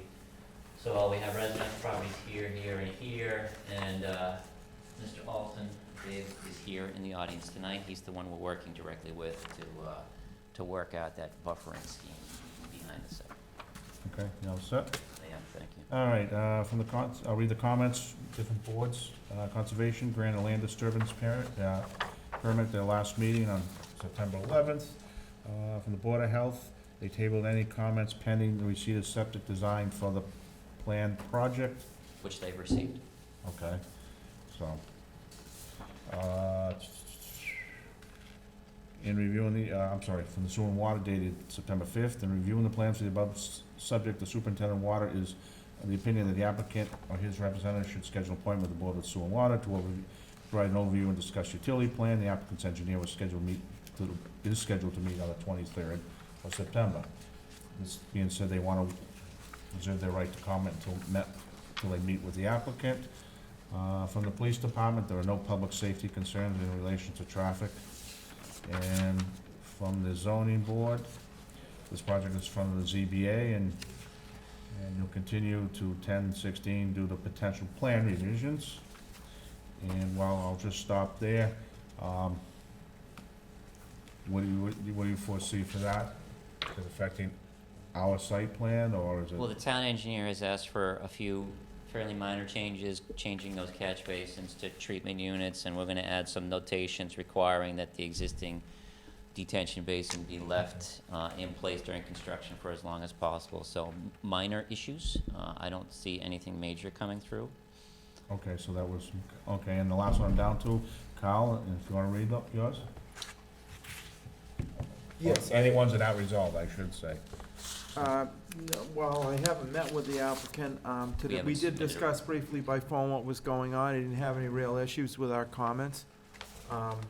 We had fairly minor, some of them relating to zoning, parking aisles, widths, et cetera, things like that. a comment on making sure that those curb cuts could accommodate the movement of a car carrier to get it into the site. And really, Dan's done a good job. We asked for some detail be provided, finished floor elevations and some spot grading for handicap access. And as Dan mentioned, some comments on the drainage to make sure the water's clean going into the drainage system. One of the big concerns we had is, and this drainage system is robust, so it really contains all the proposed site drainage to the west. So really, he's done a good job on this, Mr. Chairman. So we're pretty good with where he's going with this plan. Okay, you all set? You mentioned something, Colin, I wanted to ask Dan about it too, is there is something in our bylaw that requires in any car place, oil and gas separator? Yeah, so we have catch basins in the plan right now, but we're gonna change all those to a proprietary treatment unit, which it serves that purpose. It's above and beyond the oil and gas separator? It does the same thing. Okay, all right, it's just a different brand. Yeah. Okay. All right, no more I'll open up to the board, and then after that, up to the public. Sarah? Okay. So you mentioned it's not a complete demolition. Can you just point out the area you said you're gonna keep the foundation? So, in this part of the building here, you can see how it's this is overlaying the old building, so in there, they're gonna maintain that existing foundation. They're just using the foundation, Okay, something else. okay. And you said the second floor is not gonna be over the entire, No, when I submit a revision, I'll have more detail on the square footage of that second floor, but it's about over a third of it. There's no second floor over the showroom area, there's no second floor over the back, it's just over this part in here, a couple of offices. okay. So your total square footage will change from what's, Yeah, it's gonna be like 3,600 square feet. okay. And then potentially your parking requirements might change. Yeah, we looked at that, I don't think it changes much, but yeah, we'll tweak that. Okay, okay. Can you explain how the site, the pedestrian and vehicle movement through the site? Would you have pedestrians walking back where the cars are stored and just kind of explain the movement? Sure, so, vehicle movement for people coming in and out of the site is basically through the front portion only. So there's two one-way curb cuts here, a 45-degree cut here, 45-degree cut, it circulates in and out. Traffic is going southbound on Route 1. So anybody coming in to see the site would come in here and park in the front. Any car carriers that came with vehicles would also come in the front, pull off here, offload, pull out and go. It's a pretty simple movement. The back areas here are basically reserved for car storage. And yes, people will be walking through there to look at the cars, but the vehicles back there would only be accessed and operated by staff of the company. So the people who would come to the site and operate their own vehicle on site would basically only be in the front portion of the site. Okay, okay, so if you do have one-way travel, then we would need to see like pavement markings or any Sure, signage. we can add some signage. Okay, and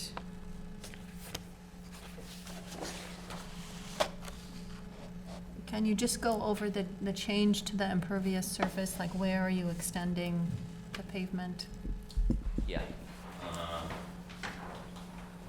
So this is the existing plan right here.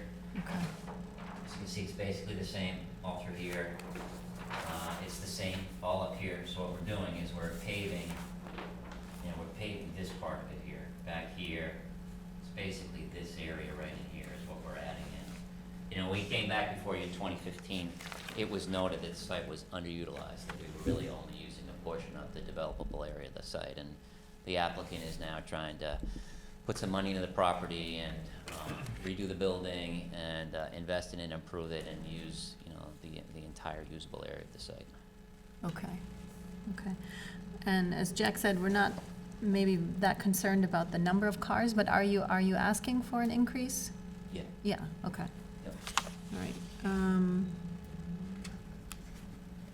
And the loading and unloading, we may at some point want, conditions on when that can happen, or, Okay.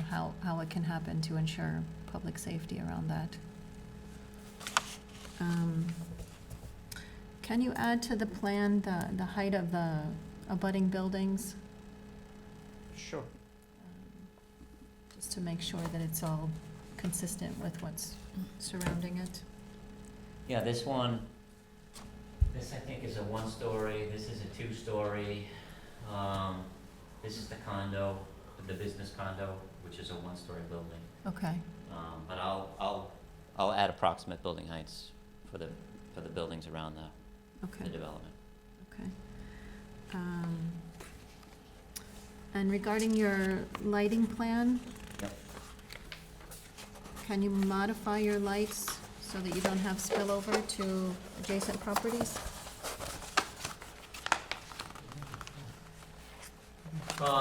We could,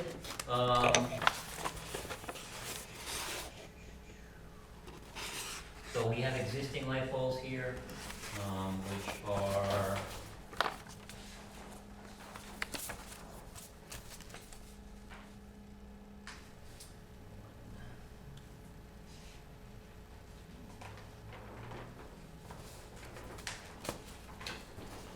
so this one here is existing. So Okay, to change it, we'd have to move it. Which okay, we'd rather not do. This is a commercial property, which is lit itself. There's no sensitive receptor over there. This is also an existing pole, which again, we'd rather not move it if we don't have to. This again is a commercial property, there's really nothing sensitive going on over here. There's no light spillage across the back. All the new poles are inboard, facing into the site. We didn't put any poles along the back. So we're basically making sure that we don't have any light spillage in the back. There's mhm, no lighting on Route 1, so we do have some light poles out there that are existing. We think those light poles are benefits, mhm. because they provide some nominal illumination along Route 1 where there's really nothing now. So is there something specifically that you want me to change? Well, just, I guess it's the south side, that you said that it's commercial, side but, here? yeah, so what This is a what is commercial. that? What is that business? That is, That's the Exxon station. that's the gas station, I think. Ah, is it Exxon? Yeah. They have lights on all day. Okay. Okay, because that's where the most significant lighting was. It's not the gas station, there's a commercial building in between us, and for the There life is? of me, I can't remember what it is, but that's a parking lot over there. Like a cabinet, There's a parking lot over it, it's all in here. Metropolitan, what? Metropolitan. Or the little telephone place? Okay. Oh, So that's a parking lot. okay, okay. Business, yeah. Do you have any solid waste containers? We haven't shown a dumpster. I don't think they have one now. I'll ask the tenant if they need a dumpster, and if they do, we'll add one. Okay, and then just, make sure that it's properly screened. Yep. Can you provide to us a list of hazardous materials? Are there gonna be any hazardous materials stored on the site? No, no, Nothing? just cars. Just cars, okay. There's no, repair of any of the cars, it's No just, on-site repair, there's no on-site washing, there's no on-site maintenance. okay, Just sell cars there. just selling cars, okay. Okay, and then kind of picking up what Carl had said about the parking spaces, just to show, I know you have it in the notes, some things, but to show on the plan, the width, the length, and then also the aisle width. Yeah, I mean, we're, in these vehicle storage areas, we're stacking cars. No, down But- here in the customer parking area. Okay, yeah, the zoning board has actually asked us to show how we're gonna stack the cars. Okay, So I know you don't care about that, but when I do a site plan revision, they've asked me to put it on there, so you're gonna see it. okay, But I'll add all the aisle widths and all the spaces for all the stacked car spaces and all that jazz. okay, okay,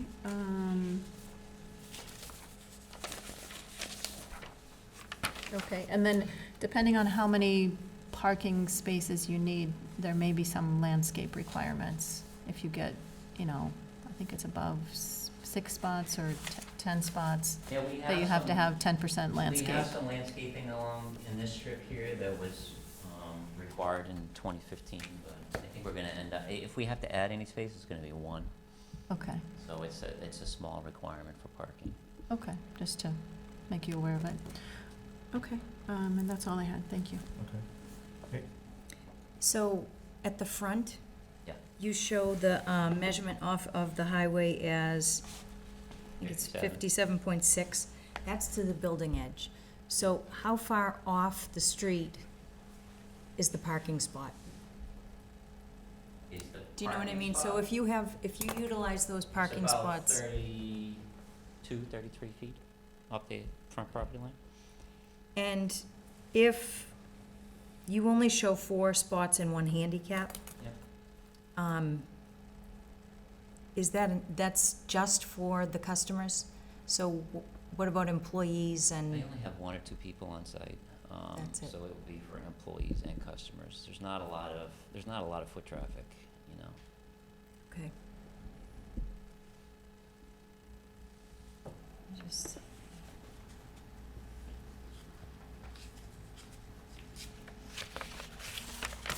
I think that's it. My other questions were answered.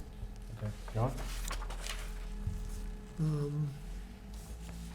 Along with the comment on the widths on the alleyways, Yep.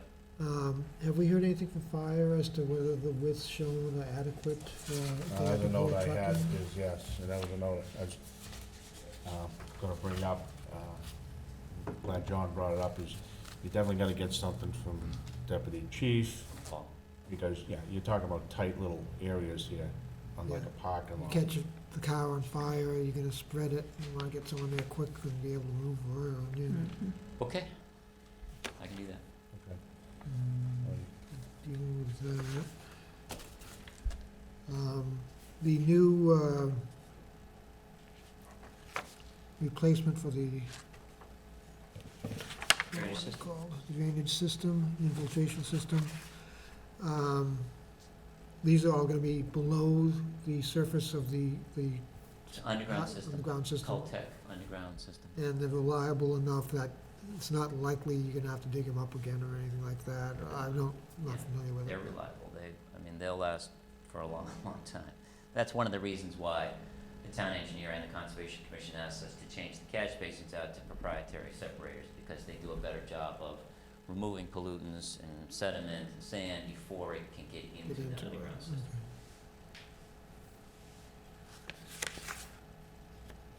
okay. The building to the west, the other building off to the right side, the smaller one Right side. story, that's commercial also, you said? Yep, yep. Do we know what that is offhand? It used to be a cabinet shop, right? Mm. Yeah, Okay, I think so it's a cabinet Oh, shop. the penny pincher? Yeah, a little, That's probably the one behind it. the little one-story building, I think it just changed recently, but, Mhm. Okay, so not gonna be affected in the evening. no, this is a big parking lot over here. It's paved, you see the edge pavement is right here, so this is all paved. You got building, and this is let's see, pavement. No, I think the fire issue was the biggest one I had to I'll think meet with about. the deputy chief. All set? Yeah. All right, my few comments on this, like I said, is pretty simple, especially, it's another one I've seen before, so I kinda understand it, is I see, when you put these lines down the middle, is that fences or just, those aren't designated fences, correct? These? Yeah. No, they're just to show where we're gonna store cars. Okay, but you don't have fences along the outside either? No, correct? no, no. Okay, No. that was my question, I'm looking at this, that's normally where fence goes. No, no Are you gonna fences. get it over? Okay. All right, the neighborhood's a little better than when I was a kid, I would've had a big fence there, but. Well, across the back, we may end up doing something more with fences back there. Yeah, okay, so, all right, that takes care of my snow storage, and the fire department. Car unloading, yeah, I know, at least show where you can do it, so we have it on the plan. I mean, Sure. we're not gonna enforce it, and you wanna make sure you can at least do it, cause we don't wanna hear that, the cops give the guy a ticket, well, where else am I gonna do it? I've seen them do it on Route 1. Yeah. But they usually Seen lots move of it. it there too. I know, and we're not allowing that, that's not us, it's the state and Walpole, but we should at least make sure, Dan, that there's a spot on there Yep. that can be, so that someone can't say, well, I don't have any, you know, No problem. all right? Now, could you explain the 50-foot, now this is, plan has changed in 2013, we're at the 50-foot parking now, but you're showing parking within that 50-foot. We talked about this in 2015, so the original site plan approval dates back to before Route 1 was widened. So in 1983, December of '83, Route 1 was widened by 20 feet. This use occupied the site before that change. So at that time, the 50-foot setback was here, right? Because the old highway layout, which I've shown on the plan, was here, and this was the area that you couldn't park in. So in 1983, by virtue of a public taking, that the distance between the old 50 and the new 50 became a pre-existing non-conforming area that the applicant had a right to use. So they had a right to continue to use that. So that's what we are. That's why that plan depicts it that way. Familiar with that, taking, can you file that with us and also the zoning board so they have it? The zoning board has it. Oh, about the taking? Yep. Okay, so they don't have an issue with it, okay, Well, we're talking to them about that. okay, all right, so that's another one you're talking about. Public Yeah, taking. yeah, because anything that involves a pre-existing non-conforming use goes through them. So our application to the zoning board talks about the special permit for the use and that pre-existing non-conforming. I also understand what a taking by the government doesn't put you in jeopardy, Right. okay. That's all I had, and anybody from the audience? Yeah, I'll just see if you try to go up there. Come up here. Yeah. Hi, David Ellison, 11 Wampatuck. I just wanted to say they've been great to work with. It's been kind of a few years in the making, and it seems like maybe this is getting closer to reality. So, we've been talking about the berm out back and trees and screening, so we're gonna continue to talk about that, so that seems good. The one thing I would mention, because you hit on a little bit here, is the lighting. And we have discussed of the older lighting and how we can see that down, because that's what we're talking about. And we also talked with the zoning board a little bit about setting some timers, and for a certain time of night, maybe they could go out to a certain level. So we're gonna be discussing those as well. Okay, yeah, because his plan shows within Zero. 20 feet of the lot line, you have 0 light spillage, so you won't have anything coming at you. Well, You'll see the light, let but me you won't have clarify. the There spillage. are some existing Oh, old lights. yeah, they're gonna get, That are like spotlights that are owned by the power company. The applicant leases them from them. Those are getting removed. So Oh, the okay. lighting plan reflects the removal of those, Yeah. and the plan requires that they be removed. you know, So and you- those old lights will go. The lights that are there that are gonna stay are exactly the same as are proposed. They're a full cutoff, dark sky fixture, pointing directly downward. They don't angle up and point out at all. So those old light fixtures are going to be removed. that's what you've shown here. That's- So you won't see any, not to say you won't see a light in the distance, but it's not gonna come at you. Correct. Yep. Okay. You all that's set? all I have. Yep. Okay, maybe this time we'll get it done for you. All right, now you've got a few things to do. You're gonna have to get something from the fire chief. You grab one from the Board of Health. You got a couple, we just like to wrap it up in water and sewer, and we have a few plan changes. Doesn't appear you got a lot of homework, Dan, I would say. Not a ton. Had more. And it doesn't seem like chasing down what, everything's in motion, so, what do we got? First off, we know what we can have for another date, but what do you, this can't be in 2 weeks, when do you figure reasonable? Well, what are your next meetings in October? The 3rd and the 17th? I think the 17th would work. Okay. What do we got there, Kate? Not much, right? One continued and 2 for Rolls Royce. Oh, 2 for Rolls, yeah, they're doing a small one. This should be fairly simple. That'd be my goal. Just before town meeting, but, What, the 17th? mhm. Okay, we need extension? Yep. Do we have extension? Yes, we're happy to grant an extension up through Halloween. up through Halloween.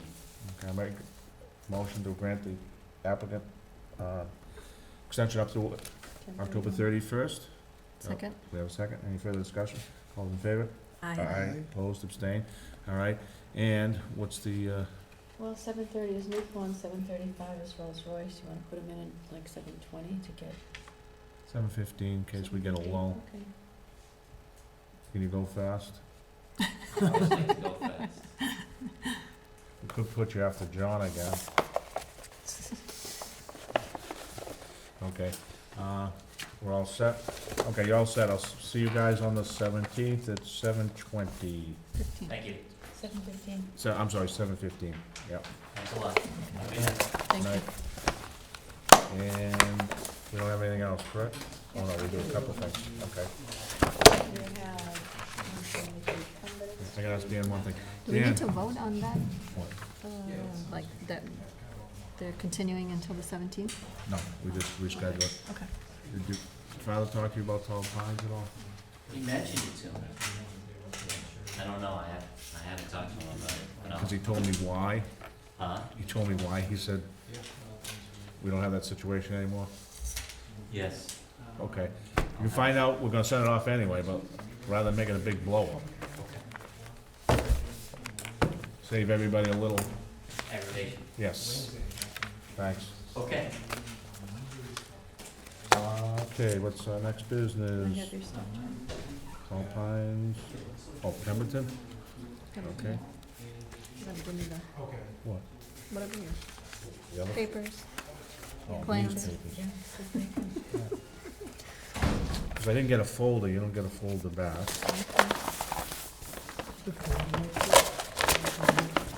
Why, there's no folder? Or plans. Folder. No, not for this one, you didn't give me a folder. Well, you didn't need it. You didn't even give me a plan. You only use it up. Okay, catch. Oh, all that money. You haven't been playing basketball enough, Jack. I've been throwing golf clubs, so I'm good at it. Throwing golf clubs? Is Yeah. that how you're supposed to do it? Yeah, I can now throw them farther than I can hit the ball. Okay, we have a request for a bond figure, and for 173 Pemberton, and it comes down to the amount of $74,830.08, and, oh, Chris did this, okay. I think we should just round it to 75 grand to keep it, for us, keep it a little simpler, so I'll make a motion to set the bond at 75,000. Second. Second, any further discussions? All in favor? Aye. Hey, Carl, can I ask you to do something? What's up? I know you're using the Excel spreadsheet and you use unit prices at 2 decimals, but I always at work, I just get rid of the decimals on the file.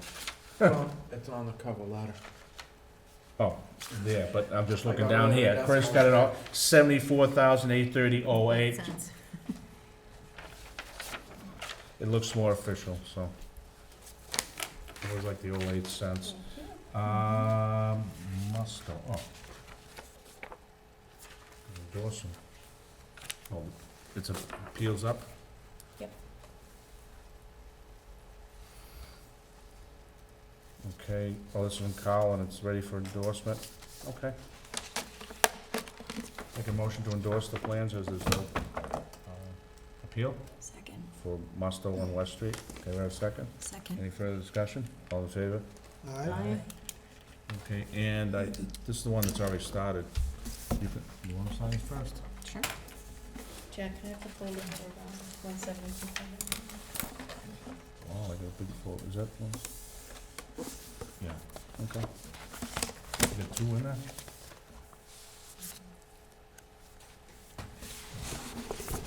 Yeah, these are my ones.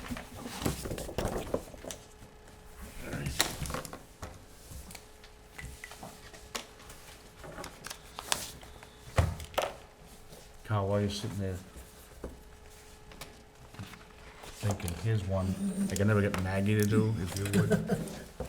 We get a standard plan thing. I know a lot of towns do it. Standard plan. Sheet, and they always put the thing in the same spot every time. Okay. signing block. Makes it easier for all of us, doesn't it? Because, you know, we'll sit here and where's Walpole? It's up here, it's over here, and, I prefer the lower right. well, however you prefer, as long as it's a consistent thing with everybody. You know, I've seen towns, here's how you have to fill it, and here's the standard block. Something, however you want, however it makes it easier for you, but at least keep the signature block in the same spot. I believe that's only on the cover sheet, not on each sheet, correct? Well, that's the other thing, we don't have to sign, right, the detail sheets, because it doesn't matter, but they always end up putting it, so I'd like to see that eliminated too. I believe that has it only on the cover sheet. Well, this one's got it everywhere. It does? Yep. Appendix A. We only wanna sign what we have to and where we have to. Do you have one like that in Westboro, we had to No, stand, they didn't sign them. didn't sign any of them? Only subdivisions. Wow. I know you don't record site plans, but there has to be something. This is thank one of you. the ones that We didn't have to sign I it. guess, Mr. Chairman, I've got a question for you. Do your site plan decisions get recorded? No. No. But they want to have a signed plan in the office so that, you know, for building and all that. Yeah. at the beginning of the meeting. Calmer now. Because if you don't have them, and you gotta go looking to see where, Tell me where you want that block. Now, that looks pretty convenient where it is. if it's, all we're That's a looking for good is one, yeah. consistency, upper right, lower right. If it's over here, we've had them here, You're here, right, yeah. you know, That's whatever, pretty convenient right there. yeah, that's fine. You know, Yeah, I don't have a preference, and we saw a little of this in my prior review. So if you like him in that position, seems to work good, then we'll have to go upper right. yeah, and if you tell, Actually, I don't know about that, maybe we'll go lower right, because we can see it in the drawers on the left side. yeah. Yeah. Well, some places, they'll have templates, so So that, just have to bend the other corner when you sign it. yeah, I always like it in the bottom too, just like you said, when you pull the plan. One thing I found interesting, that you have the decisions on, the appendixes now with the approved plans. Oh, okay, yep. So you're on appendix A and B on there, all the decisions, that both the zoning board decision and the site plan decision on the Mylars. Makes it a little easier. That's good. Certainly saves you some searching around. Why was it not done before?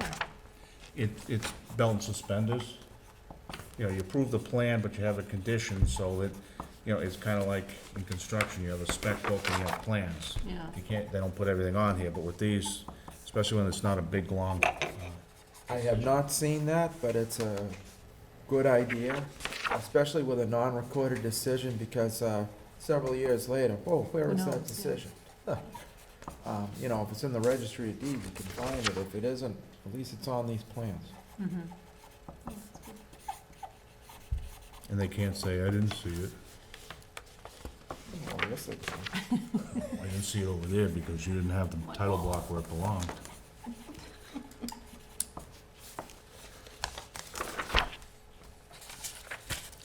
I think you guys pumped John Gloss's tires up way too much tonight. He's gonna come in with new play, he's gonna be our most outstanding engineer. I think you pumped him too. I had Gave to. him an A. Yeah, that's I true. don't know when I'd ever given him an A.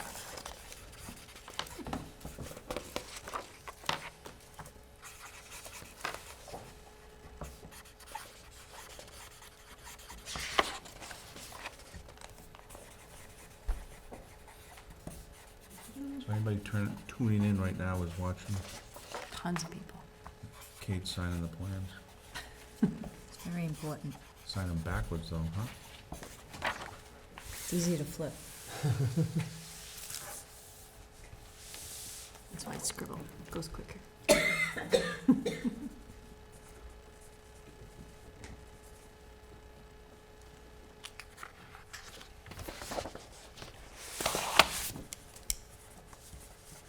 Could you please pass those down?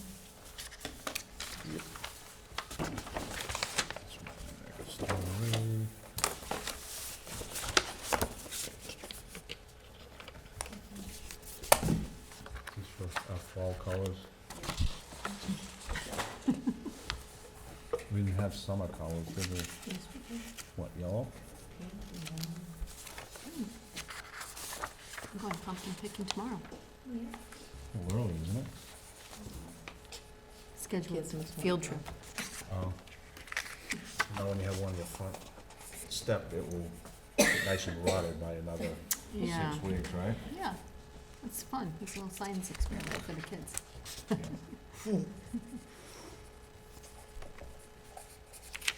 Everyone else's squirrels crazy, you have so many squirrels. Actually, it's lower than usual. Oh my What, God. today?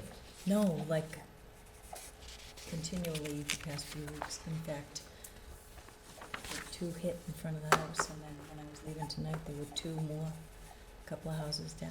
Because there's so many of them, they're crazy running in and out of the trees. The hawks like to hunt them, you know. I have noticed the same.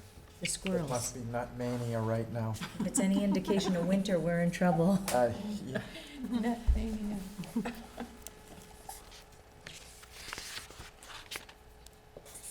Dogs, I'm gonna need a new shoulder. Because they probably have to. All set. All right, that was our last thing, right? That's it. Okay, make a motion to adjourn. Second. And a second, any further discussion, which there will be none, all in favor? Aye. Bye. We're out of here.